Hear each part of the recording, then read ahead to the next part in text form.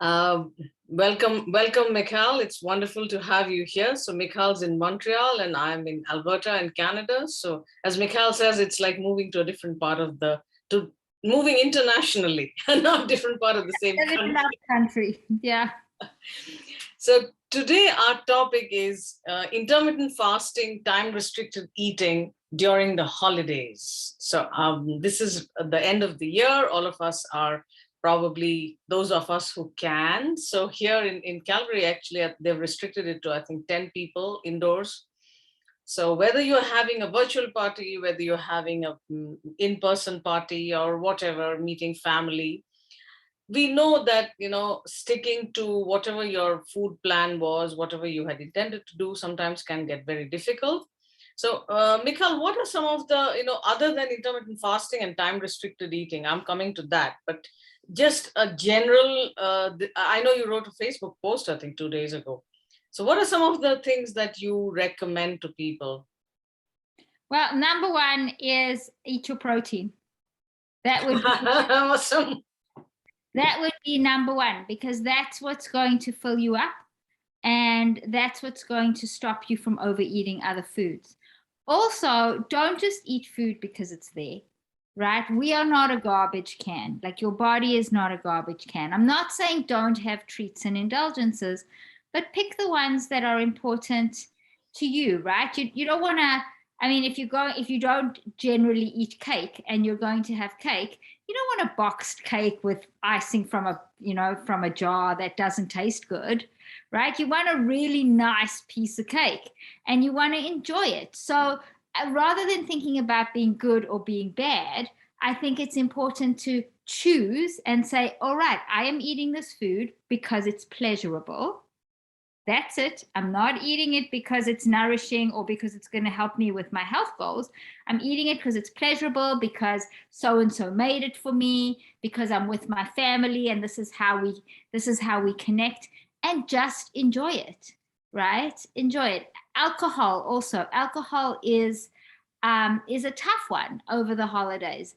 Drink mindfully. Always make sure that you're eating some protein when you're drinking. It'll help you moderate your alcohol consumption. And one of the best tips is use fasting, which we're going to talk about, because fasting helps you balance things out. Thank you, Mikhail. And this is something else that Mikhail and I have talked about on other videos or podcasts. Look at your social calendar and plan appropriately. Like what I do is, if I know that I'm going to meet my, South Asian family, then I know I have to be aware that there will be very tasty Indian food, biryani. Just put a bowl of biryani in front of me and I can finish the whole bowl. Versus if I go to meet, let us say, my friends like Mikhail, or my other friends who eat similar to me, then I don't have to worry about what food is going to be there. That I need to be aware, I need to plan ahead of time. I know I will have enough food options and not feel bad later on that I ate what I shouldn't have eaten.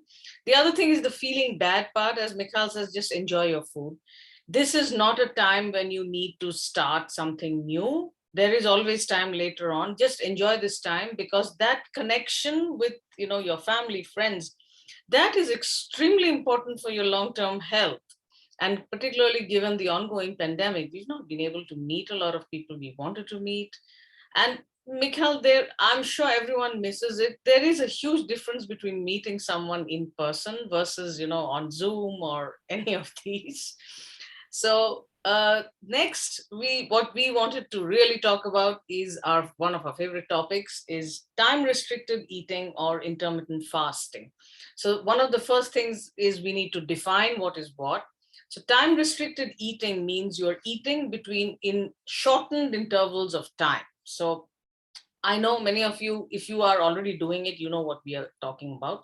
But if you are new to time restricted eating, you probably think that you don't eat for about 12 hours overnight. But unless you actually track, you will realize that you probably eat longer than that. So when they did studies where they were tracking people on a phone app, they found that some people eat for like 12 to 15 hours throughout the day. And as the researcher, Dr. Panda says, your mouth is open as long as your eyes are open. So if you are awake, you're eating. Eating, drinking, snacking, it's like a whole lot of things.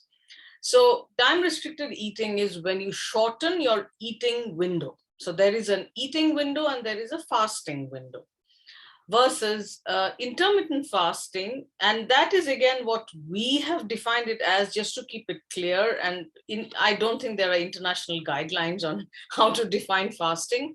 So intermittent fasting is not having food or certain drinks as well for 24 hours or longer. So it is essentially another type of time restricted eating. Some people call intermittent fasting for all of this, whether it is a 12-hour fast, 14 hours fast, 16 hours, 18 hours. So you will find that people describe these fasts as, I'm doing a 12-12. So, or I'm doing a 14-10, or 16-8, or I'm doing OMAD. OMAD is 1 meal a day.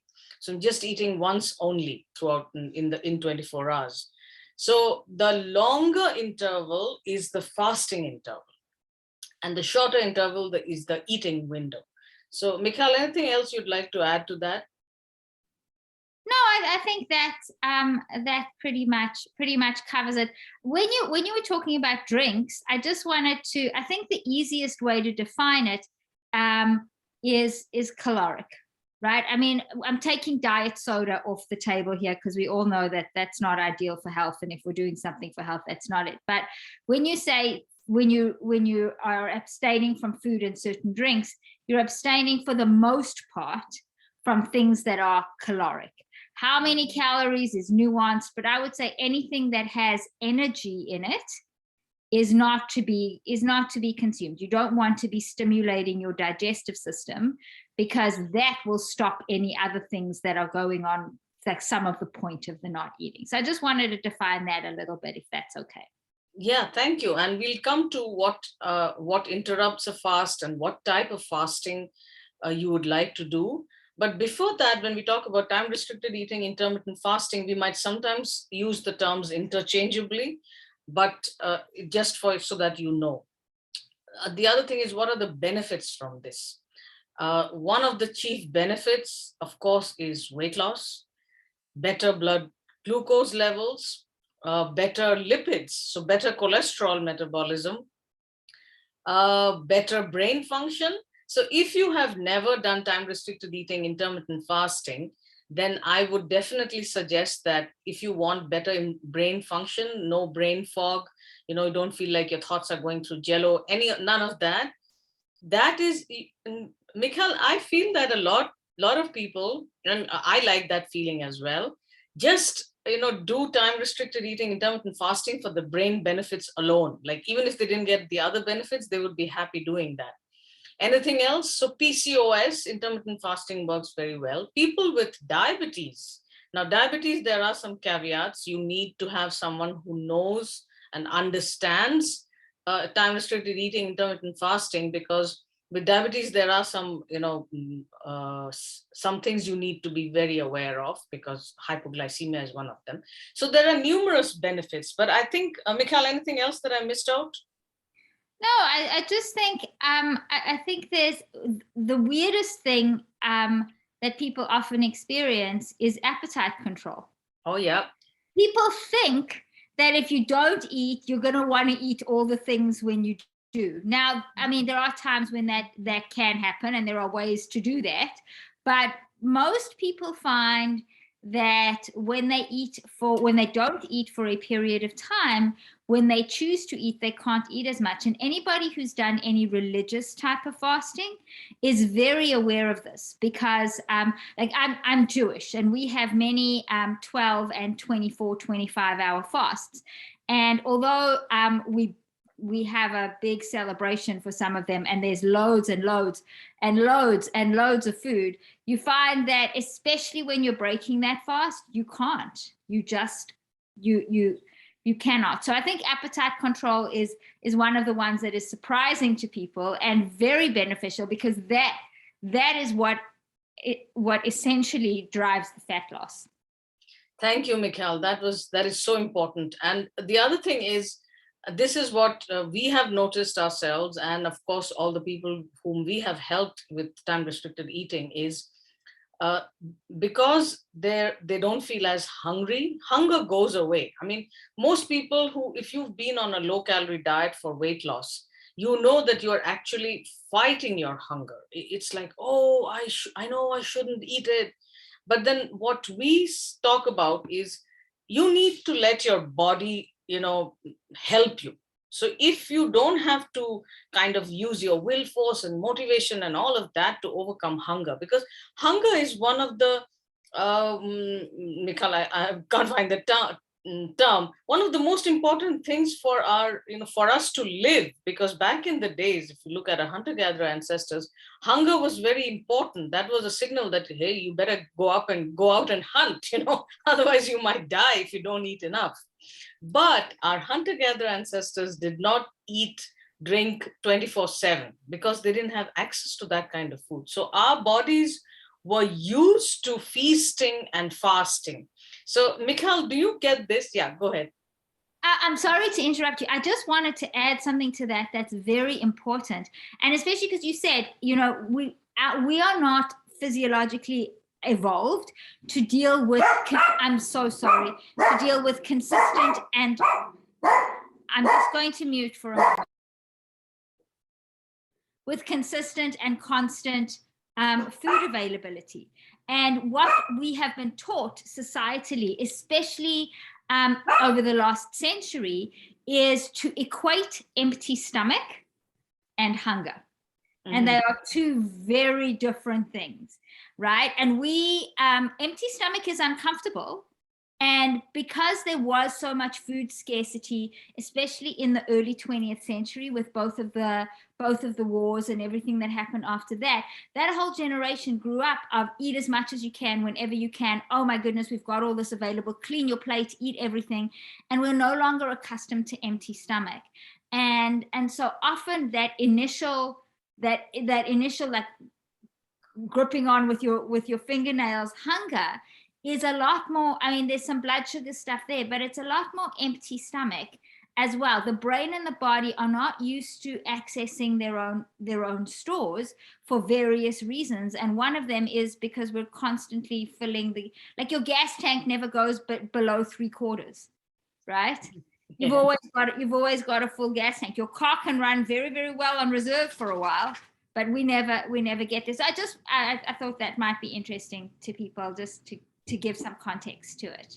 Thank you, Mikhail. So most people, when they start time-restricted eating, this is one of their big surprises, that hunger goes away. And in fact, there was on our program, we used to ask people to send their food pictures. And very often, one of the first things that many people told us is, we can't finish the food on our plate. So if that is the case with you, you still have food left on your plate, what should you do at that time? You need to prioritize the protein. So, Mikhail, this is kind of counter to the usual recommendation of finish your vegetables. Mikhail and I would say finish your protein first, whether it's a vegetarian protein, if it is paneer, cottage cheese, tofu, whatever. And if you eat meat and fish, finish the meat and fish first, and the vegetables can come in later, because you need to prioritize protein. Almost nobody gets enough protein unless, even if you eat meat and fish, because unless you actually deliberately go looking for it and making sure that when you're serving yourself, this is where Mikhail has a very nice video, and I'm sure all of you have gone through it, planning the plate. So if you serve yourself protein first, then some vegetables, and enrich it with good quality fat, there's almost no space left for carbohydrates. And again, as we have said repeatedly, carbohydrates are not essential nutrients.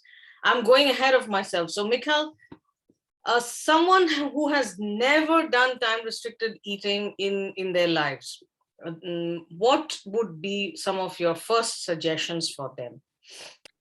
My very first suggestion is always finish dinner, look at your watch, and don't put another caloric thing in your mouth until 12 hours later.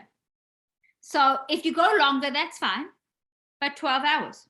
Mm-hmm. So if you look at your watch when you finish dinner, and it's 6:30 at night or 7 o'clock at night or even 10 o'clock at night. And I mean, there's nuances and things. Yeah. But right, no matter what time it is, you look and you say, okay, I'm not going to eat again until 6:30 or 7 or 10. Now, if it was 6:30 and you ended up going to bed a little later and you get up and you don't manage to eat anything until 7:30 or 8, you're not going to die.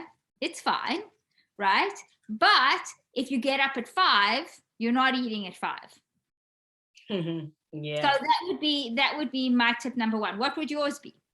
So in the ideal world, and I know not everybody lives in the ideal world, yes, definitely you should start with the 12-12 if you have never fasted. And another thing, Michal, whether they are noting it down mentally, or I suggest use an app initially for tracking, or a paper or something, some kind of a record, because, it's very easy to go outside the fasting window. How do I know it? I've tracked myself. Sorry. Excuse me. I have tracked, and I know that sometimes mentally we think I'm doing a 14 hours fast, and I realize, oh, it's just been 12 hours. So ideally a tracker is better, because the other thing is, if you need someone to help you with, finding out when there is some problem, troubleshooting, I need that data to go through so that I can, and data usually talks to you. You don't even need a person, because once you go through your own data, you'll understand.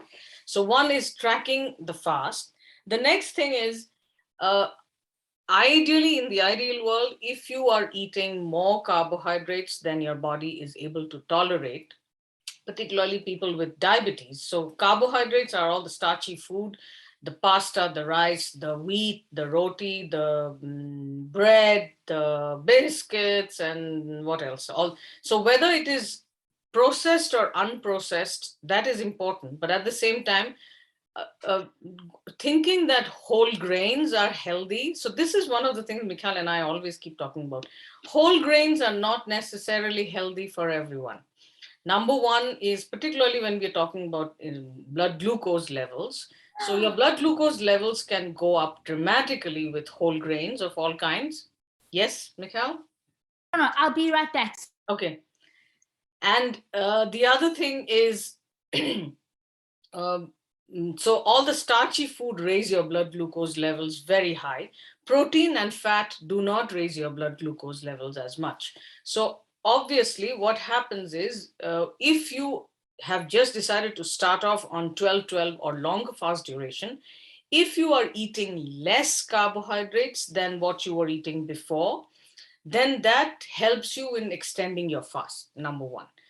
But if you find that that is impossible for you to do, you cannot change your carbohydrate intake, you still love your rotis and rice and all those things, even then, if you can have an earlier dinner. So again, it depends. Some people, particularly in India, what happens, many people have dinner fairly late in the evening.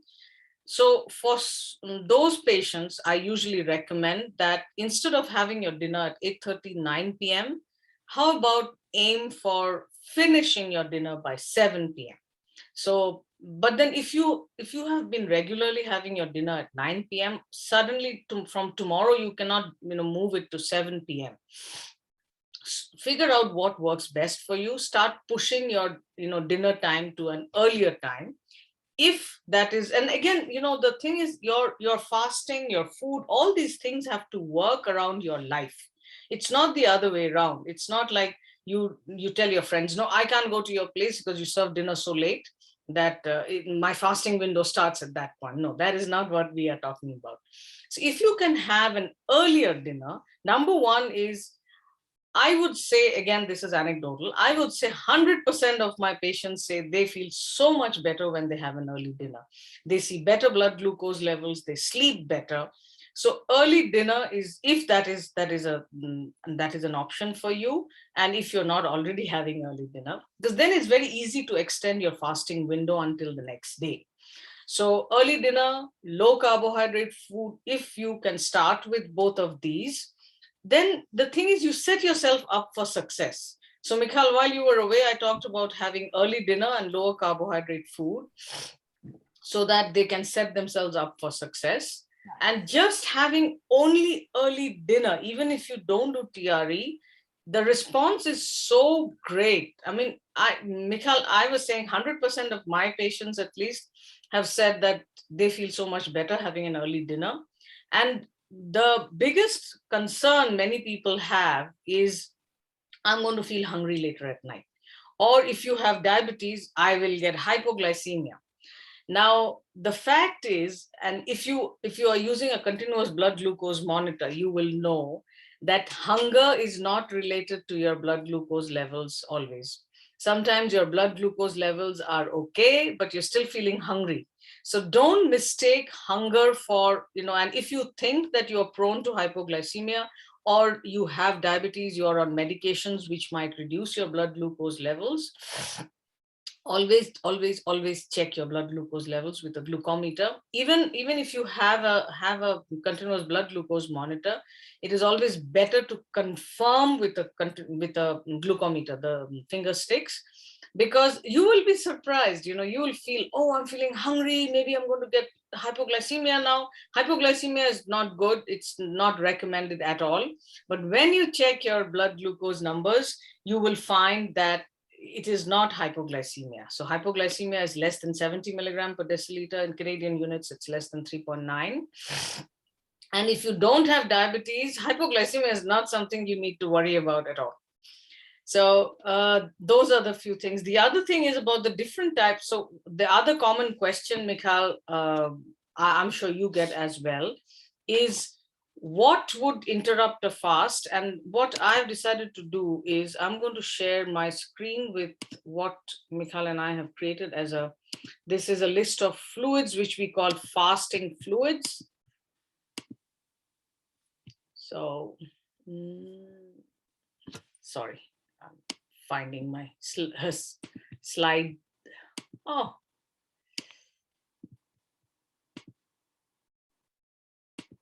current slide. Okay, here you go. So these are the fasting fluids. And again, there are different types of fasting in the sense that there are some fasts which are called water only fasts, and water only fasts are not what we recommend for you to start off with, because naturally you want to set yourself up for success. So if you have never fasted before, don't start off with a water only fast. And water only fast is actually very good for people who have had cancer in the past or who want sort of a longevity, anti-cancer kind of a response. And for people with, even with very serious health conditions. And that is why we say that never do any of these, more intense fasting without help, because there are things that can go here and there. And if your doctor, your provider has no idea about any of this, they'll tell you, oh, that is dangerous, don't do it. No, there are ways of doing it correctly. So I've just kept that list for a little while, and you can, this is there on our MDS website. Now, the last one, tender coconut water, is not a fasting fluid. Michal, I had to add that because I was getting so many questions that I decided, okay, if 2 are asking, another 7 are thinking of it. So caffeine can be a little bit, dicey sometimes, because in some people, caffeine can raise blood glucose levels. But the point is, you need to, so am I doing a true fast if I'm having coffee with cream? No, if it is helping you to extend your fast, that is a better question. Let me find out what can help me extend the fast. One more thing that is not in that list, Michal, I think, is the vegetable broth. And I know you have a recipe for that. So which type of fast will you do is, number one, dependent on what you're looking for. If you have a lot of body weight to lose, then, very likely you're going to need longer fasting intervals. Just doing a 16-8 may not be enough, at least initially. You may need 24 hours, 36 hours in a week. Initially, it may be longer fasts as well, but we never recommend longer fasts without being guided through the process, because there are some important things you need to bear in mind. So, Michal, anything else in the fasting fluid chart, or? I think certain electrolyte supplements you can have as a fasting fluid. Okay, yeah, I think we need to edit our chart. So electrolytes is one more thing, and Michal, I'll let you talk about using electrolytes in during a fast, because it is very important, and that's one of the things that a lot of people get. They don't understand that it's an electrolyte problem which is making them feel terrible. So Michal, will you talk a little bit about the sodium and what happens with longer fasts? All right, so we'll go back a little bit, and it's really interesting because people have always thought that sodium causes water retention. Mm-hmm. And although that is sort of true, it's really not 100% true. What happens is when we eat things that turn to sugar, so that's sugars and starches, we have to store those molecules, which become glucose, in the body. And those molecules are always stored, always, with three other molecules, and it can be fat and or water, right? That's things like cellulite, just side note. Now, water attracts sodium. It's not the other way around. Sodium doesn't attract water. Water attracts sodium. And this is how the body holds on to sodium. Now, sodium and potassium are unbelievably important for every single cellular function in the body. Your heart, in fact, is a sodium potassium pump, right? And the body regulates the amount of sodium and potassium in your body better through regulating sodium. If it regulates sodium, it tends to be able to regulate potassium better. Okay, so that's just very basic physiology. Now, and which would explain why when you go out and you eat a lot of rice or you eat Chinese food or you eat sushi, people always think that it's the soy sauce or the sodium that makes them feel all bloaty the next day. And it's actually the rice holding on to all that sodium, because the way that your body regulates sodium is if you have too much sodium in your body, you will urinate it out. Unless you have something overriding that system, like too many carbohydrates in your body hanging on to water and thus attracting the sodium and not letting you urinate it out. So I hope that makes sense. Now, what happens when we fast or when we reduce our glucose load in any way whatsoever is all of that stored carbohydrate is going to go. Along with the stored carbohydrate, any of the stored water and the stored sodium is going to go. And what happens to a body that hasn't had to regulate sodium for a while because it knows that its sodium stores are quite full, right? We tend to drop, we get really low in sodium. And when the body gets really low in sodium, it then starts to flush potassium because it wants to create the balance, right? Low sodium, we need the equal amount of potassium. Or in very, very extreme situations, it replaces sodium with potassium, and that's very, very problematic. Now, fasting doesn't let you get there. That's really extreme dehydration. And this is why dehydration is not just a problem of too little water. It's too little electrolytes, and why you see athletes drinking electrolytes with their water. And if any of you have ever experienced a situation where you're unbelievably thirsty all the time, and no matter how much water you drink, your thirst isn't being quenched, it is not a problem of too little water. It is a problem of not enough electrolyte and salt. And that can be, it just doesn't feel good. That can lead us to feeling hungry, because how is the body going to tell you that it needs salt? Give me food, because food will have some sodium in it, right? So that'll lead to hunger, that'll lead to brain fog, that'll lead to really things not working as well as they should. And especially when you're a new faster, this can be incredibly problematic.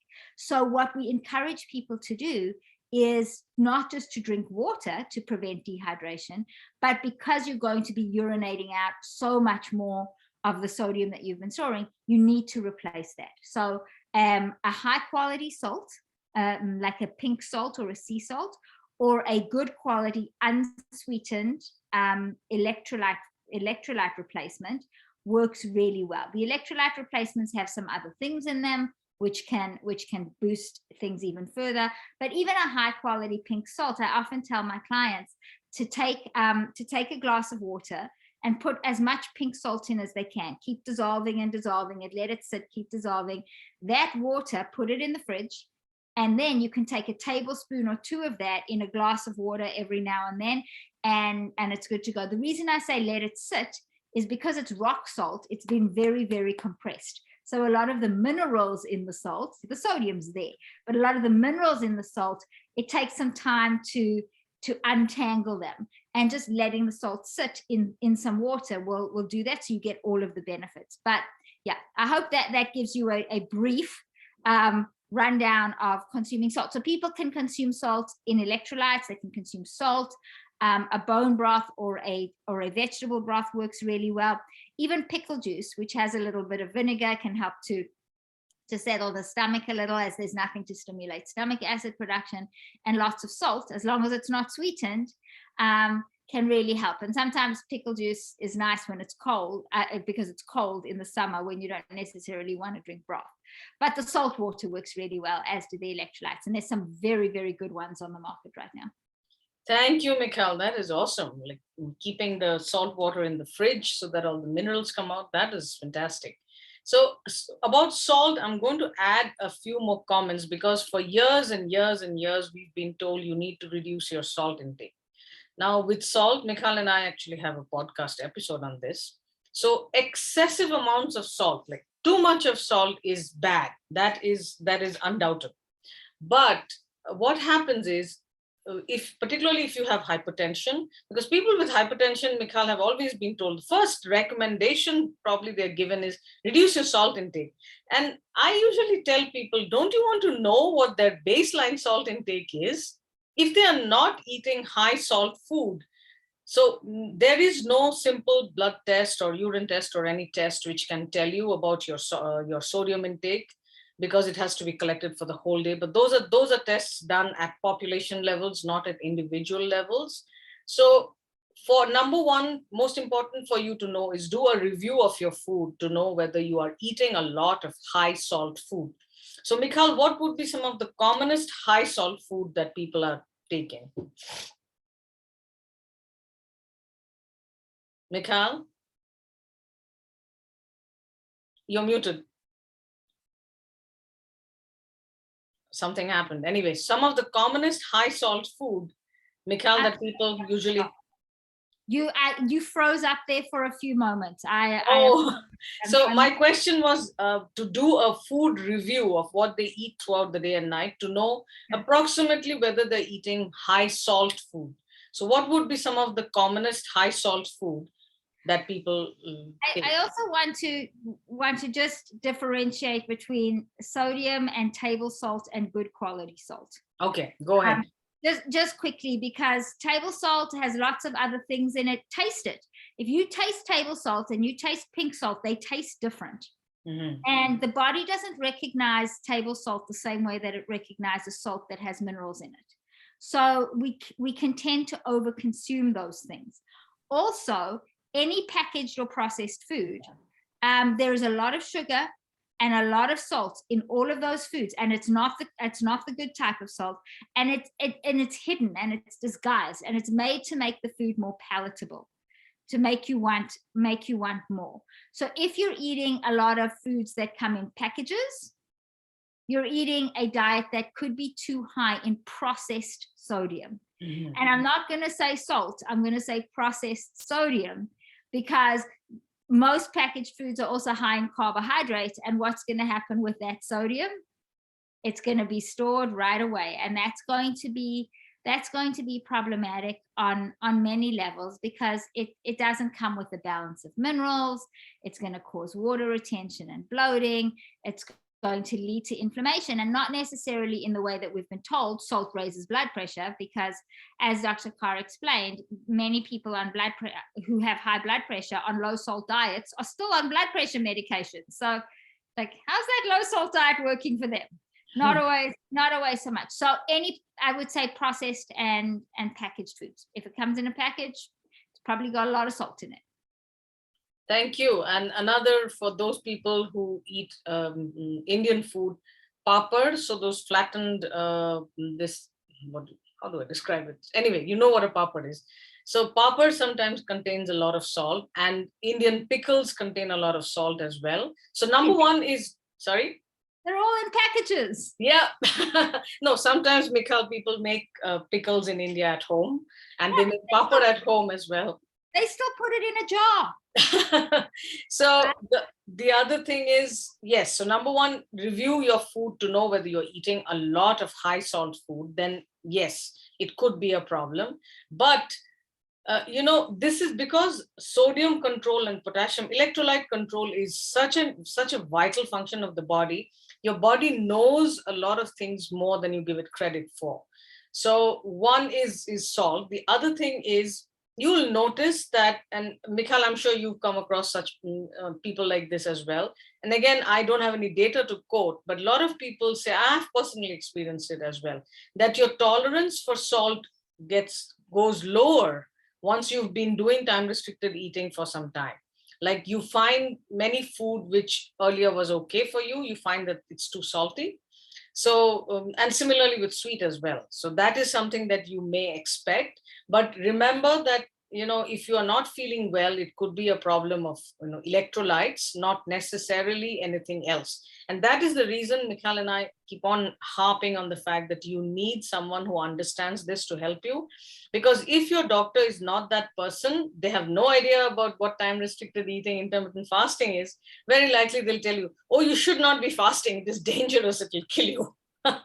I've heard that as well. But nowadays, I think people are finding out more about it. So the acceptance is a lot more. So that is the other one. And most importantly, when should you interrupt a fast?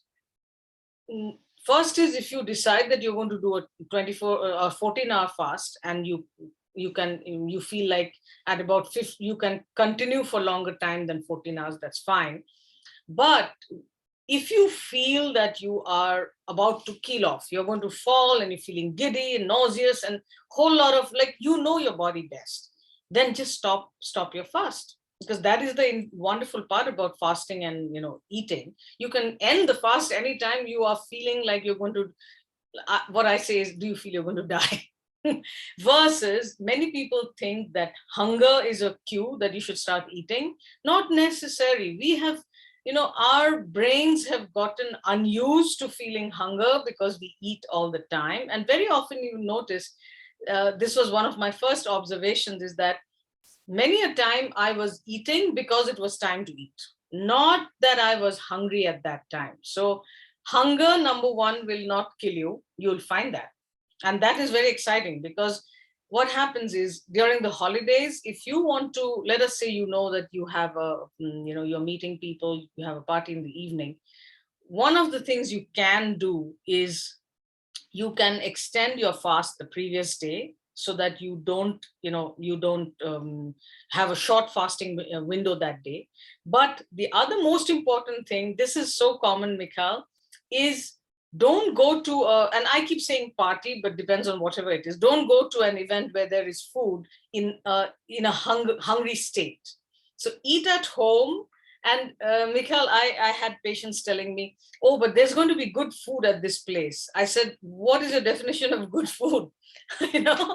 So very, very often what happens is, if it's like in India, they have these big gatherings, a wedding or something like that, the caterer is not going to use very high quality oil. So when you say good food, what do you mean? If it's going to be tasty food, you can prepare the same food at home. And I know many people in India don't even have to cook themselves. They have someone else doing the cooking. So you can prepare the same tasty food at home, and don't go to the party hungry, so that you don't end up eating the stuff that you don't really want to eat. Any other suggestions, Mikhail?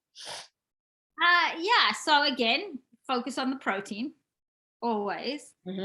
Have something small before. So even if you are going to fast before the event, break your fast before you go. Yeah. And then go. And having something small, especially if it's protein, will help you regulate your eating. And I also like to tell people that and it happens, right? You go to an event and you just eat all the things.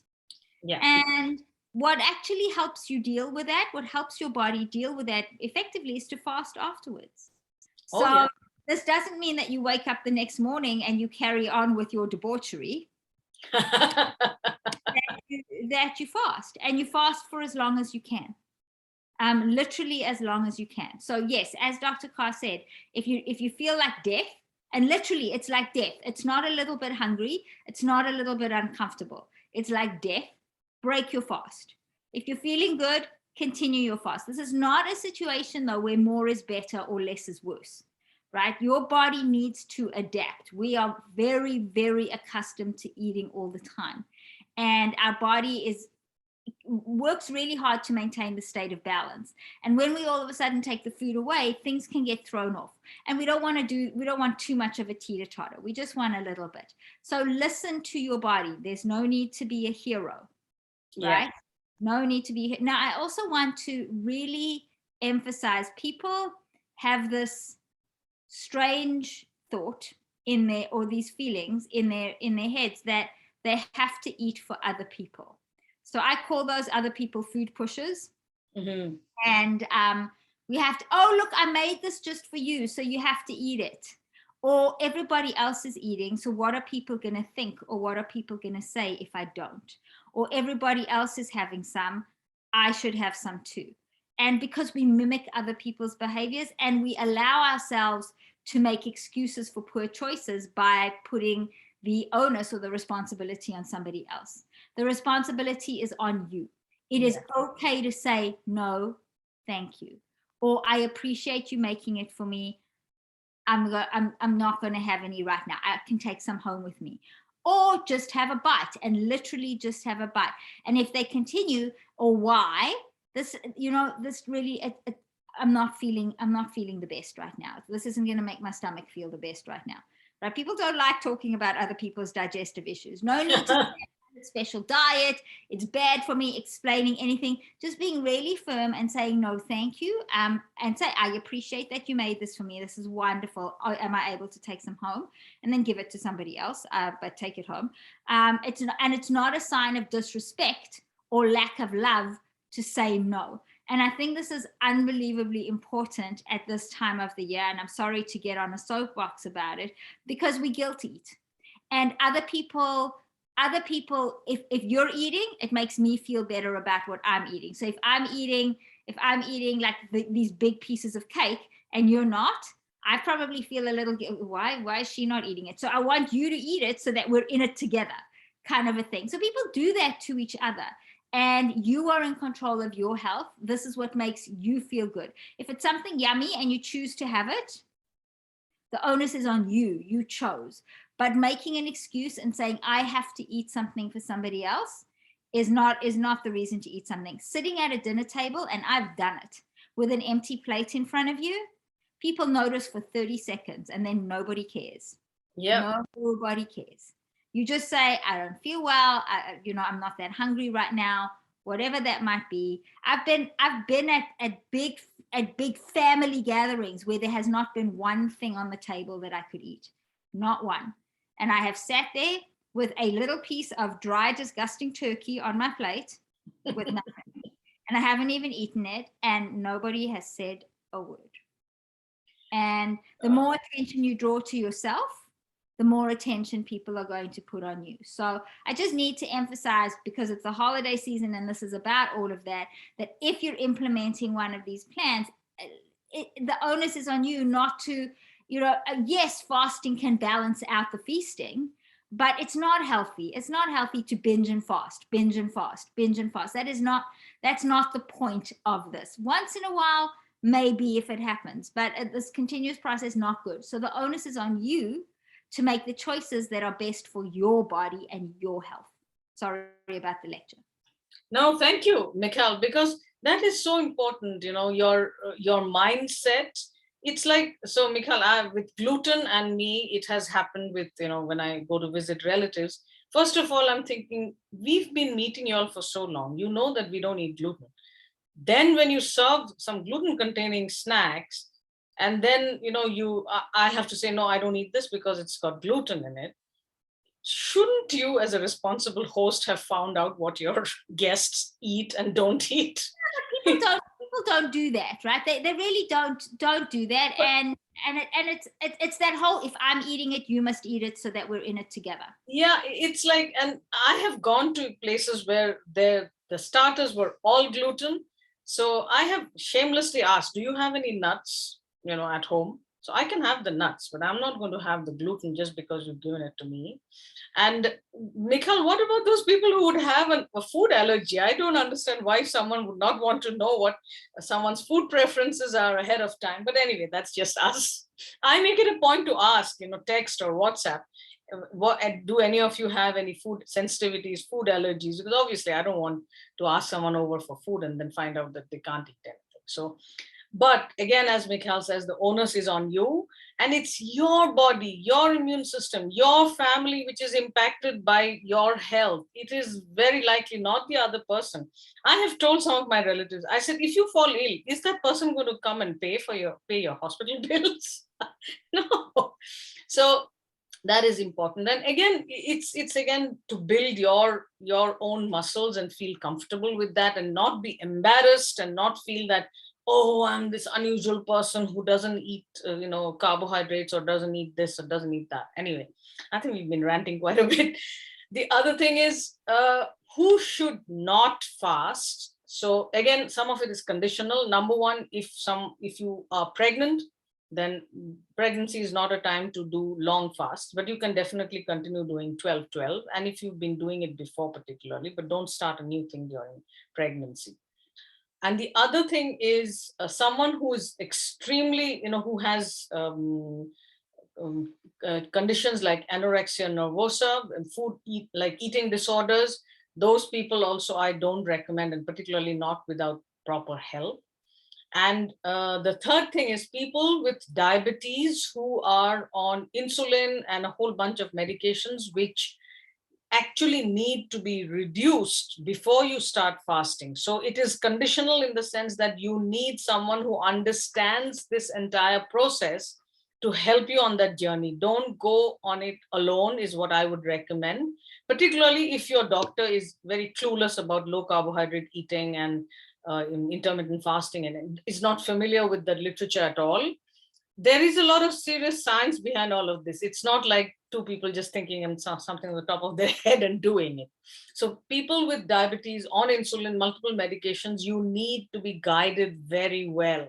So don't venture on it by yourself. And because see, the problem is most of your doctors don't know that you can actually reach a point where you can reduce your medications, but there is a process in that. It's not like at random you start reducing all your medications and then you realize that your blood glucose is going up because you haven't been doing the things that were helping it. So those are anything else, Mikhal, you could think of? Someone who's extremely thin, also I wouldn't recommend long fasts, because most importantly, you need to know the reason why you're fasting. Anything else, Mikhal? No, I think that about covers it. And another thing I wanted to mention is, if you are going through a lot of stress in your life at this time, don't start a long fast at such a time if you're not sleeping well, because sleeping well, low stress, all those would impact your success. So don't set yourself up for failure. That is very important. And stress can raise your blood glucose levels very high. It's not always food, but 95% of the time it is food. And I think Mikhal will open it for questions now. Anything else you want to add? No, I think that about covers it. That gives everybody a good, a rounded view of what is fasting and how it can still work in the holidays, right? Yeah. All right. So you can either unmute yourself, or you can ask a question in the chat box or the Q&A box, if there are any. Okay, so far I don't see. Another question, Mikhal, I get is, will my supplements and medications interrupt a fast? Well, yes and no. So it depends on what type of fast you're doing. I would say definitely you need to have your prescription medications, but some medications, like a lot of the medications, for example, thyroid, that you can have on an empty stomach. It doesn't matter.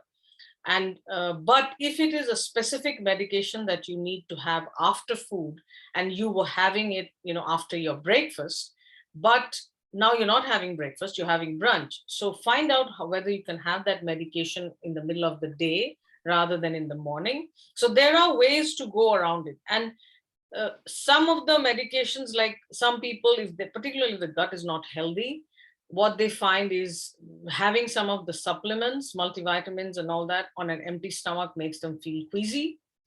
It won't matter really if you don't have them for one day, the supplements, if they're making you feel unwell. Because if you've got a healthy gut and you've been taking these high quality supplements for a long time, that is usually not the problem. Anything else, Mikhail, you'd like to add? Uh, no, I think you've covered everything well. We have a question though. Could you talk about Hashimoto's, thyroiditis, weight loss, and intermittent fasting? Oh my goodness, big topic, right? Yeah. Okay, so number one is, this is a myth that a lot of people have, is if you have, so Hashimoto's thyroiditis is the commonest cause of hypothyroidism worldwide. It's an autoimmune process. So thyroid decides a very small part of your body weight. And this is news to a lot of people because they feel that they can't lose weight because they have hypothyroidism. Number one, your thyroid has to be optimally managed. And thyroid decides just about 2.5 to 5 kilograms. So that's about 5 to 10 pounds of your body weight. It does not decide all of your body weight. And thyroid can impact your glucose insulin metabolism. So with hypothyroidism, you can absolutely use intermittent fasting for weight loss. And again, both of us are giving you off the cuff recommendations. You do need, because I don't know everything else about what else is going on in your life and health, but just as a generic recommendation, yes, absolutely, you can. In fact, that is the best way to lose weight if you have Hashimoto's, and there are many people who have Hashimoto's, PCOS, everything together. So definitely it would absolutely work. So another question is there any specific guidance on fasting when you are on your period, or should the feast stage look like after the fast when you're on a period? Should it be smaller meals when you break the fast? Okay, so number one is, when it comes to your periods or cycles, many people have found that it does not impact how they fast or how they do during the fast. So you can continue doing the same way. But if you feel that that is a time when you cannot, you can always postpone the fast. Anything else, Mikhail, you'd like to add? Then we'll come to the meals, how you should end the fast. No, I think I know that we tend to crave the carbohydrates around our cycle. Mm-hmm. If you get into a good fasting routine, you find that and you lower your carbohydrate load, that goes away anyway. So it doesn't really need to change much, no. No, so it's not in medical terms, it's not contraindicated during your cycles to fast, but it's different things for different people. And the other thing is ending a fast. Now, if it is a short fast, 12, 14, 16, it's not that, sorry? Protein, sorry. Protein, yeah, that's not that difficult. But if it is a longer fast, Mikhail, I'll let you talk about how should people end a long fast. With a very small meal. Yeah. And I will say, like, something well cooked. So like a chicken soup or a well-cooked vegetable soup or a vegetable stew, nothing that's going to overwhelm the digestive tract too much. You want some well-cooked protein and some good healthy fats. You don't want a lot of sugar. You don't want a lot of starches. You don't want to be eating raw vegetables or those kinds of things. And I would say have something small and then wait a while and then have a meal that you feel like. But I would say that something small and warm tends to work well. It stimulates the digestive tract. Now in the middle of summer, that can be difficult, but you'll actually find it quite enjoyable to break, even if it's just sipping on a little bit of bone broth for a while and then having something afterwards. I would say that just avoid the processed packaged foods, because those are going to disrupt your gut that is now like nice and calm and isn't hasn't worked for a while. It's very relaxed. You don't want to all of a sudden, right? You don't wake up in the morning after not moving for a week and a half and then run a marathon. That's not what you do. So break it slowly, well-cooked protein, some cooked vegetables, maybe even some starchy vegetables if you want, as long as they're well cooked, if you have the tolerance. Something brothy, warm. That would be my recommendation. And no alcohol. Yeah, well, no alcohol to end your fast for sure. And so the other question was about feasting, and what Michal and I would say, it's not like you fasted for, let us say, 24 hours and you feel you have a right to kind of just eat it. Listen to your body, because your body will tell you when you need to stop eating. So it's not necessary that you have to compensate for that 24 hours.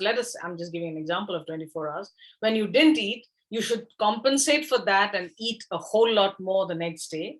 And a lot of people, this is again, it's not correct. A lot of people have this impression that all these people who fast, they end up eating a whole lot more when they start eating. That is not true. If you have built your fasting muscles correctly, you do not overeat, because like we said, hunger goes away. You will find that you can't eat a lot of food now.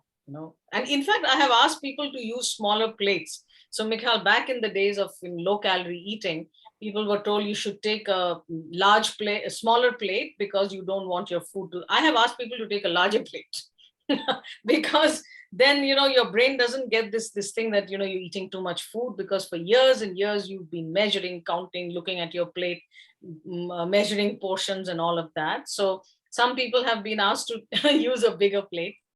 How many days a week should one fast? That would depend on what is the end result you're looking for. So ideally, your body works well in regularity. So if you are just looking for general health and things like that, every day, if you end up doing a 16-8, that's fine. But if you have a lot of weight to lose, then slowly build your fasting muscles is what Michal and I would recommend. Start off with the 12-12. Every maybe 2 weeks, try to increase your fasting interval a little longer. But the other important thing is, don't feel that if you have a lot of weight to lose, that it's going to go away with just a 16-8. So slowly build up your fasting muscles to a point where you need initially a 24-hour fast once a week. Slowly you can increase it to 24 hours 3 days a week, or to 36 hours once a week, and then 36 hours 3 days a week. Some people may need longer fasts if they have a lot of weight to lose, but again, you need someone to help you who understands this. I wouldn't recommend doing longer fasts without support, without help. Sometimes all you need is, it's okay, you're doing fine, you fasted more this week than you did last week, but you may not have reached your goal. Doesn't matter. That is the wonderful thing about fasting, is you can always start again.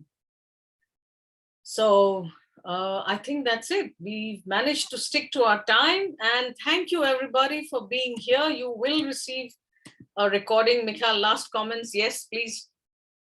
Just happy holidays, right? Oh, yes. Enjoy your indulgences and balance them well. Remember that you are in control of you and your body. So happy holidays and a healthy 2022. Yes, happy holidays, everybody. And don't worry about the eating during the holiday season. You know what you can do afterwards, or the same, or at the same time. Don't feel guilty. Guilt has no place in any of our programs. Thank you very much. Thank you for spending your time with us here today. And you are going to receive a recording. And last month's recording, I am so sorry. I need to apologize for that. I forgot to send it. So I forgot to send the recording in the email. The other previous videos were there, but not the one on food and mental health.